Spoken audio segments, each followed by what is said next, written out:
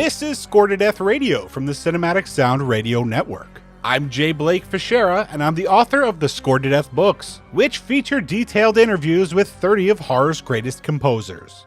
I'm also the host of Score to Death, the podcast, which features audio interviews with several more fantastic composers, and can be found just about everywhere you listen to podcasts. Today we have another very special episode as we continue our exploration into the music of one of horror's and Italy's most influential bands, which also happens to be one of my favorite bands of all time, and one of the main inspirations for my first Score to Death book. Of course, we are talking about Goblin. On the last 3 episodes, we took the podcast world's deepest dive into the band Goblin's film and television work, playing their most beloved themes as well as rare gems, and painstakingly discussing their complicated history, while giving insight into the making of all of their scores. This is part 4 of a multi-part limited series that is exploring various aspects of Goblin's nearly 50-year career. On this episode, we boldly go where no podcast has ever gone before, and begin the first of 2 detailed installments showcasing the soundtracks that the members of the band played on as studio musicians for other composers. Like the previous episodes, all the information I will be discussing today is taken from my own interviews with Claudio Simonetti and Maurizio Guarini from my first Score to Death book, as well as from the knowledge I've gained over the last 20 years from reading various album liner notes and interviews. And most notably from Fabio Capuzzo's amazing book, Goblin, 7 Notes in Red, which is a must-read for all Goblin fans. Before we begin, it is important to note that the amount of detailed information about this particular aspect of Goblin's career is somewhat scarce. The members of the band played on many, and I do mean many, albums and film scores as session musicians, both together as a group and individually. In addition to being signed to Cinevox Records as a band, they were also contracted studio players for the label, and in most cases weren't credited for their session work. Even the Goblin expert Fabio Capuzzo acknowledges that the information given in regards to Goblin's participation in some of the scores mentioned in his book is educated speculation and unconfirmed, and he sometimes doesn't specifically say who he believes played on a score, opting for the more general term members of Goblin. And adding to all the confusion, in some cases, record labels inaccurately claim that the entire lineup of Goblin has played on a soundtrack, when it is actually more likely 1 or 2 members, if any. So keeping all that in mind, over the next 2 episodes, I will be playing film scores by various composers, and giving you the information that I have found that I feel seems the most accurate or plausible. And in some cases that information has been confirmed, but in some it has not. So I urge you to take everything with a grain of salt and feel free to reach your own conclusions about who played on what. My goal with these next 2 installments into this limited Goblin series is to help cultivate a deeper understanding of the band's work and their influence on Italian cinema and film music. Some of what we will hear will be familiar to some Goblin and Italian horror fans. But my hope is that I will also be introducing at least some music and information that will be new to even the most die-hard fans of the group. So let's not waste any more time chatting and let's get started. Kicking things off with some music composed by Claudio Simonetti's father, Enrico Simonetti.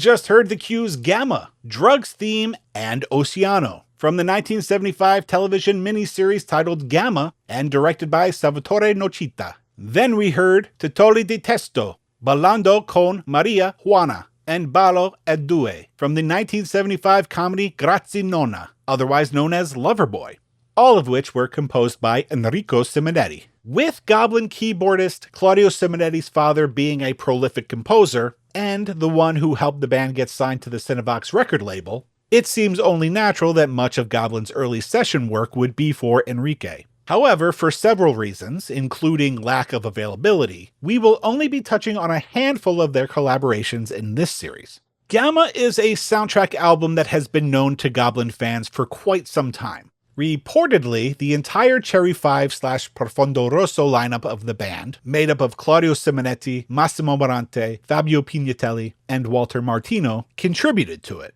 as well as to the score for Grazie Nonna.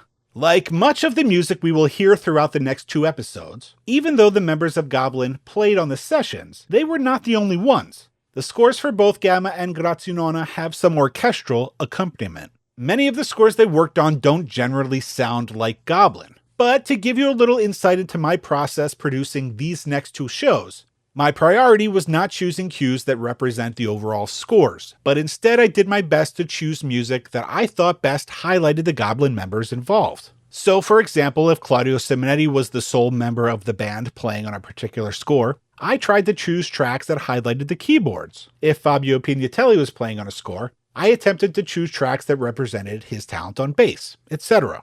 Now, with that said, one of the things I think Goblin fans will find most interesting throughout these episodes is that even though they were not credited as the composers of the scores, and often the cues don't sound very Goblin-esque, on some occasions their involvement is unmistakable. Whether it is their playing or just their general influence on Italian film scoring at the time, some of the music we will listen to definitely has the Goblin stamp on it. And this next cue is a pretty good example of that. 1974, though some sources say 1976, saw the release of a post-nuclear war sci-fi film directed by Angelino Fons called La Casa. The score is composed by Enrico Simonetti with the Cherry 5/Profondo Rosso lineup of Goblin acting as his studio band. The score is primarily made up of variations of 2 different themes, and though a soundtrack album has never been released, I was able to find a copy of the film. The sound quality is not great, but I went through the movie, pulled several pieces of audio, and assembled a makeshift suite of the main theme. Why I love this piece is because it is a bit of a rarely heard glimpse of the band in full Cherry 5-ish form,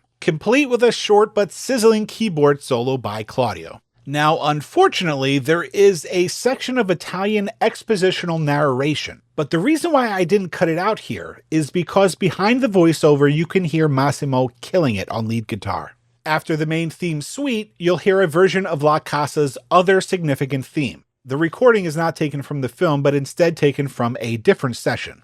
I will explain all that later, but first, let's get to the music. Starting with La Casa, followed by some music from a few other Enrico Simonetti scores.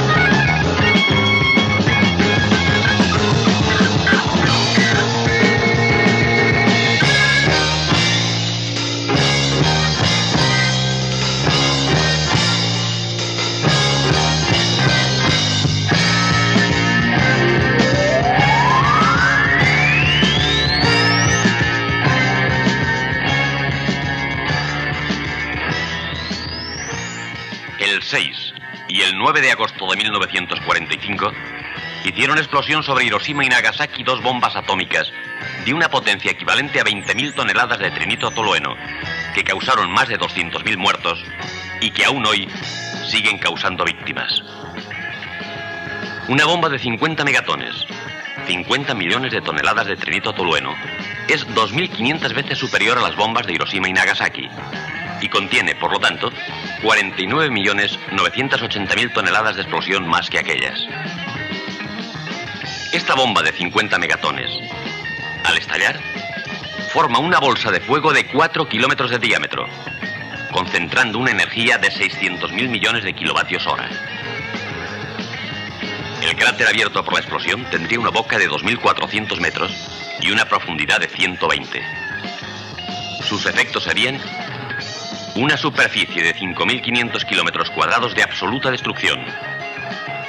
En esta área cesaría todo tipo de vida.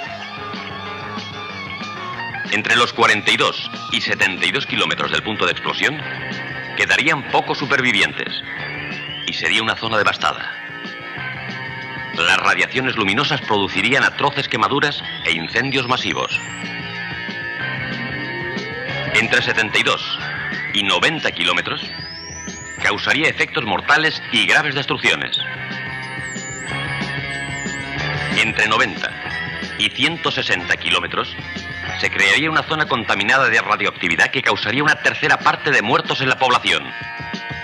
El ganado perecería y se contaminarían las reservas de alimentos.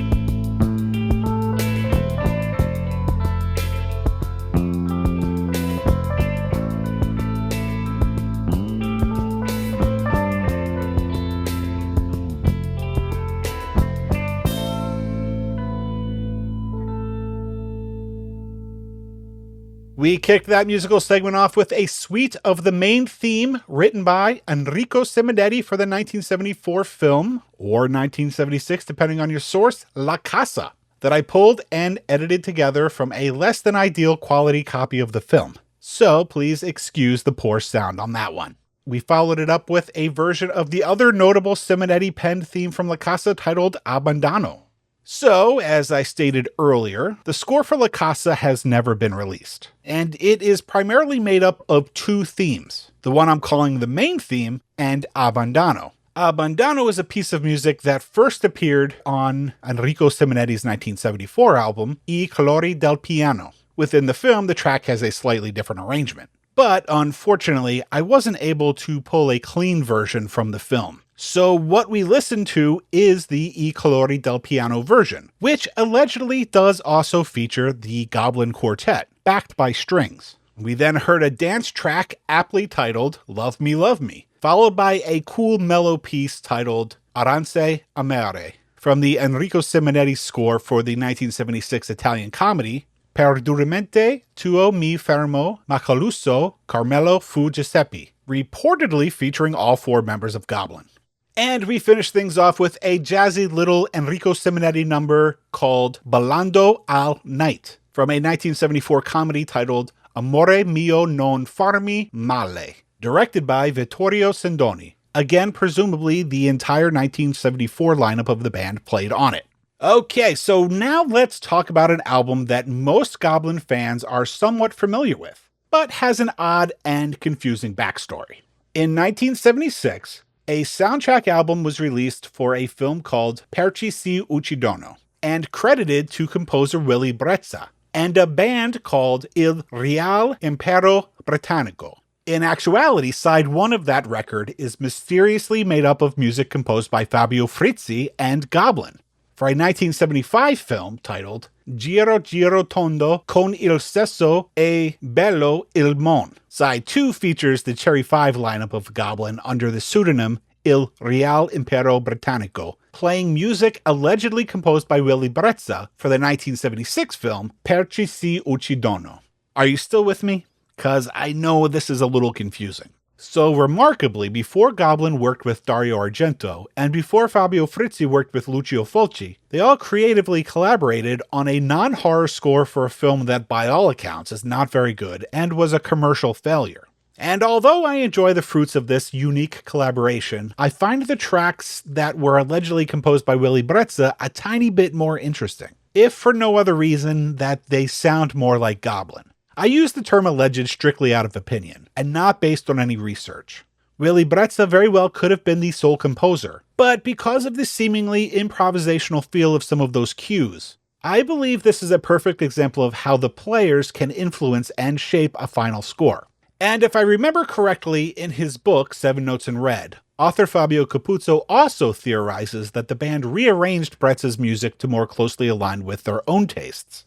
Anyway, I will get more into that after we hear some of the music from the above-mentioned films.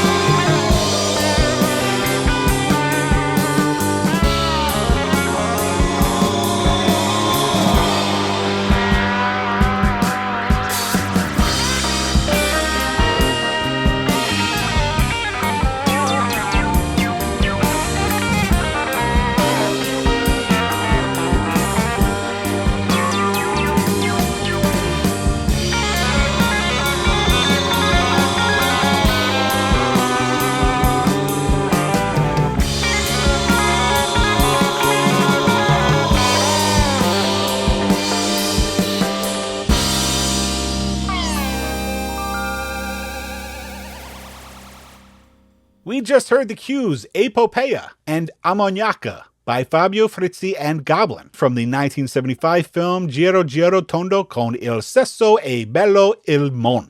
However, like many musical collaborations, sometimes specific members take the lead on certain pieces. And in this case, Epopeia was primarily composed by Claudio Simonetti and Ammoniaca by Fabio Pignatelli. We then heard Block, Dodici un quarto, Apotica, and R.I.B., composed by Willy Brezza and performed and recorded by the Cherry 5/Profondo Rosso lineup of Goblin. I don't necessarily think that these cues are quite on par with Goblin's best work, but I can see a relationship between a lot of this and their Cherry 5 album. There's even a track that I didn't play that has vocals by Cherry 5 vocalist Tony Tartarini. As I stated earlier, I believe that Goblin had more of a creative voice on some of these tracks than their, quote, performed by credit on the film implies. The cue Block is steered by lead guitar and synthesizer in a way that cannot really be written on a piece of sheet paper. R.I.B. is definitely influenced by the band's love for British progressive rock, and Dodici e un quarto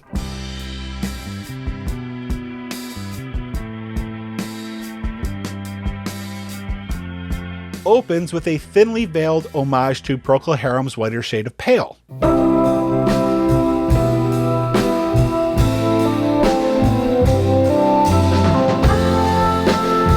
Which Claudio Simonetti once told me is one of his favorite songs of all time, and one that he would later arrange and produce as a dance version in the 1990s for an artist named W. Johnson.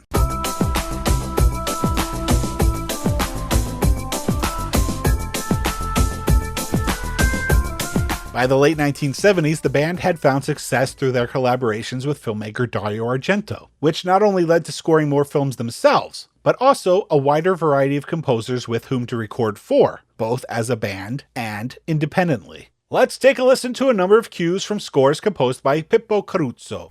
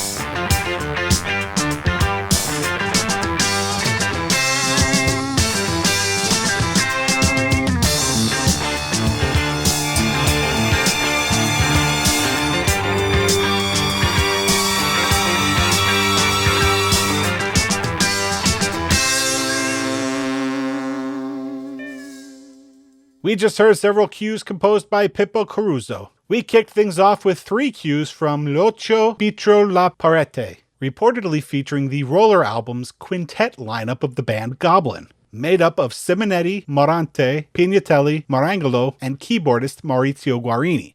The opening track, Disco Session, definitely feels like Goblin.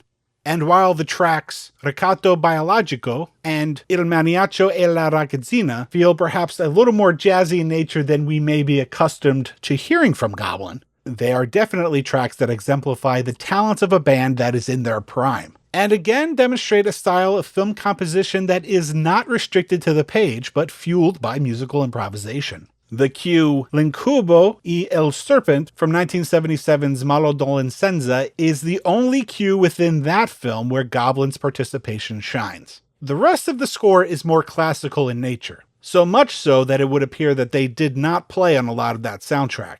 However, this track that we just heard with its eerie synth and funky rhythm definitely demonstrates some participation from members of the band, even if we can't be certain which members were actually involved. But it does seem likely that it was most of them, if not all. And I'm just going to throw this out there. Does the opening of that track have a little bit of an It Follows vibe?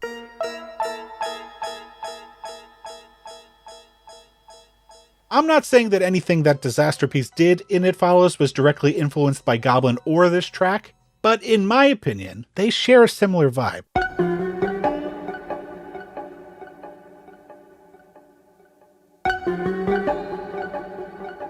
And then we finished off that set of music with a track titled Masturbation Riff from the 1978 crime drama Porca Società, and Evasione Quadruple from the 1978 action film Le Evase, also known as Escape Women's Prison. In my opinion, these tracks sound a little more like background music from Starsky and Hutch than Goblin, but supposedly at least some of the band's members did play on them. Unfortunately, I don't think there's any documentation stating which ones. Plus, these are instances where a lot of the music in these scores is orchestral, so whichever members did participate, they probably didn't contribute to the entire scores. Before we wrap things up, let's take a listen to a few cues composed by the great Riz Ortolani.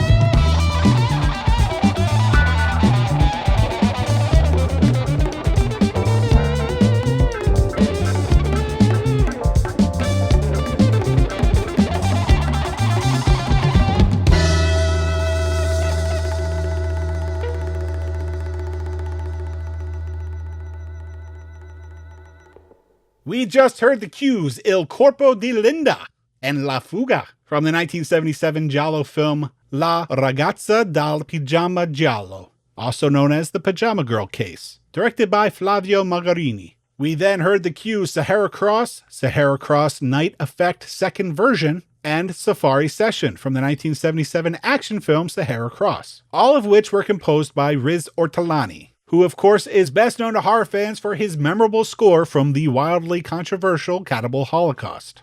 It is unclear which members of Goblin played on these tracks, but I suspect it may have only been bassist Fabio Pinitelli and drummer Agostino Marangolo. It's a tough call. What I will say is that their contributions to La Ragazza dal Pigiama Giallo are noticeable, even if the score as a whole leaves much to be desired. The last half of the cue La Fuga is a pretty obvious pull from the breakdown middle section of Death Dies, from Goblin's Profondo Rosso score.